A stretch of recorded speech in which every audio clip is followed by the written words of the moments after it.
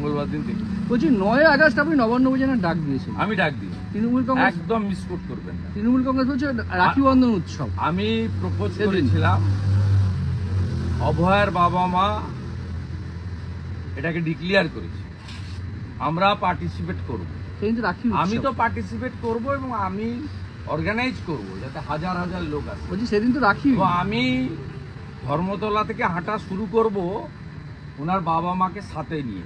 ওনাদের কত জল কামান টিয়ার গ্যাস আছে সেদিন দেখবো। তৃণমূল বলছে রাখি বন্ধন উৎসবের দিন এইসব আপনি এই প্রোগ্রাম করছেন, বা রাখি বন্ধন উৎসব 9 আগস্ট সেদিন এই কড়ামারাতে আপনি উৎসব সকালবেলা হয়ে যাবে 12টার পরে ঘুম থেকে উঠে।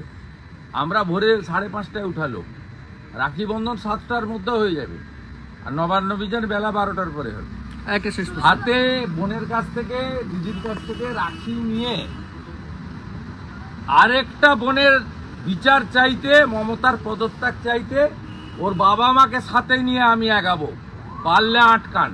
বলছি আমি বলে গেলাম সিপি মনোজ বার্মাকে রানী রাসমণি রোডে জমায়েত হব।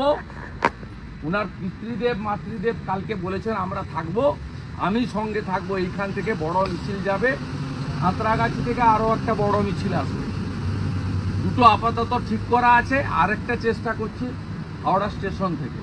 রাষ্ট্রপতি ভবন থেকে একটা মেইল এসছে জগন্নাথ চট্টোপাধ্যায়ের বিরুদ্ধে মুখ্য সচিবের কাছে আর্থিক দুর্নীতির অভিযোগ উঠে কোনো মন্তব্য করব না, তদন্ত আমার কাছে